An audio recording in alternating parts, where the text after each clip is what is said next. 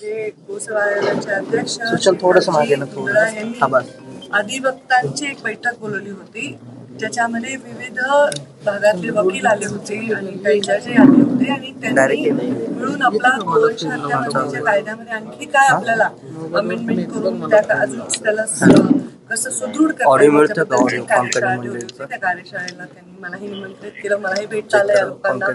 विचारांचं मंथन झालं, खूप चांगला कार्यक्रम झाला. त्याचबरोबर इथे आता माझ्या विभागाचे काही इमारती बांधण्यात आलेल्या आहेत आणि त्या इमारतींना भेट देण्याचाही माझा कार्यक्रम आहे. आणि खूप चांगला एक कार्यक्रम आमच्या पशुसंवर्धन विभागाचा होता. जे शेतकरी आहे, ज्यांचं पशुधन आहे, त्या पशुधनाला इलाज तात्काळ मिळावा म्हणून आम्ही इथे एक प्रयोग चांगला यशस्वी केलेला आहे. गेले काही वर्ष तो यशस्वीपणे चालतोय आणि दरवर्षी त्याच्यामध्ये प्रचंड रिस्पॉन्समध्ये वाढ होतीये. 1965 हा नंबर 1962 म्हणजे 1962 हा नंबर डायल केल्याने त्यांना तात्काळ त्याची सुविधा मिळते. त्या शेतकऱ्यांना लाईव्ह बोलण्याचाही मला त्याच्यातनं योग आला आणि त्यांनी खूप समाधान व्यक्त केलं की आम्हाला खूप छान सुविधा मिळतात. कळंबच्या एका शेतकरी शिंदे नावाचा त्याच्या 2 म्हशींना ताप आला होता आणि तो माझ्याशी फोनवर बोलत होता. म्हणजे ह्या प्रकारचा संवाद जर आपण ठेवला तर पशुधनाला त्यांच्या जास्तीत जास्त आम्ही इलाज देऊ शकू, त्यांच्या अडचणी दूर करू शकू, अशा प्रकारचा आमचा प्रयत्न आहे. ह्याला आम्ही अजून जास्त स्ट्रॉंग भविष्यामध्ये करणार. प्राण्यांच्या क्लेशाचा मुद्दा एक प्रामुख्याने आला, विशेष करून ऊस वाहतुकीसाठी जे बैलांचा वापर केला जातो आणि किती मोठ्या प्रमाणात त्याला कुठली मर्यादा नाही, त्या दृष्टिकोनातून काही विचार विनिमय होणार आहे का आणि तुम्ही स्वतः काय? कारण तसं नाही, बैलाचा उपयोग सगळ्याच शेतीच्या कामासाठी होत असतो, बऱ्याच लोकल वाहतुकीसाठी होत असतो, केवळ ऊसासाठी होतो असं म्हणणं चूक आहे. आणि ऊसामध्ये सुद्धा बैलाला विशिष्ट पद्धत अंतरावरच फक्त बैल तोडून आणतात, बाकी ट्रॅक्टर आणि ह्याच्यामध्ये ट्रकमध्ये जातो. त्याचे फार निषिद्ध म्हणजे नियम ठरलेले आहेत, त्याच्याप्रमाणे त्याचे भावही ठरलेले. ते फारच टेक्निकल विषय, त्याच्यामध्ये जास्तीचा लोड त्यांच्यावर पडू नये ह्याची खात्री करून त्या भागातले ते शेतकरी करत असतील तसं त्यांनी करावं अशी माझी अपेक्षा आहे. त्याच्यात काही फार काही अडचण आहे असं मला वाटतं. ताई, संतोष देशमुख प्रकरणामधला वाल्मिक कराड हाच मास्टर माइंड आहे असं सीआयडीने जे आरोपपत्र दाखल केलं आहे असं महत्वपूर्ण माहिती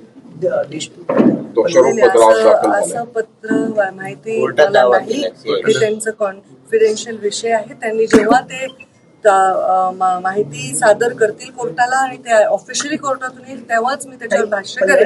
तुमच्या म्हणण्यावर करणार नाही. 1500 पानाचं दोषारोपपत्र दाखल केलंय, त्याच्यात काय लिहिले तुम्ही वाचलंय? असं म्हणलं तर तुमच्यावर कंटेम्प्ट दाखल करावं लागेल. ओके, नाही त्याच्यात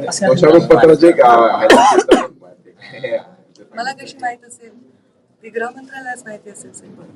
दुसरा विषय असा की बीडचा या निमित्ताने वेळोवेळी उल्लेख होतो आणि बीडची कुठेतरी बदनामी होते. आता मला तर वाटतं तो विषय मागे पडलाय, पण तुम्हाला टार्गेट दिलेलं आहे की हेच प्रश्न विचार.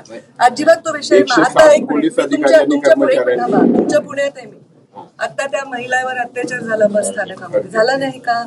झाला ना. ते प्रश्न विचारा ना. मी पुण्यात आले, तुम्ही बीडचे कशाला प्रश्न विचारता? पुण्याचे पत्रकार आहेत तुम्ही. त्या मुलीवर अत्याचार झाला की नाही?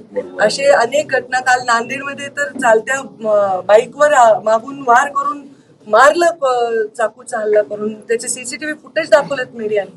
हे प्रकार सगळीकडे चाललेले आहेत आणि संतोष देशमुखच्या हत्येविषयी तीव्र निषेध आणि त्याची वेगळी चौकशी करावी हे मी किती वेळा बोलू.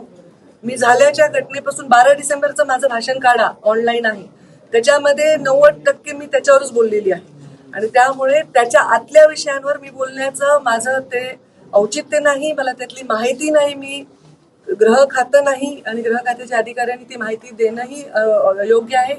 ते जे काही माहिती द्यायची ते कोर्टाला देतील, त्याच्यानंतर जे ठरेल त्याच्यावर जे योग्य आहे ती कारवाई व्हावी. आणि माझा गृहमंत्री देवेंद्र फडणवीसांवर संपूर्ण विश्वास आहे.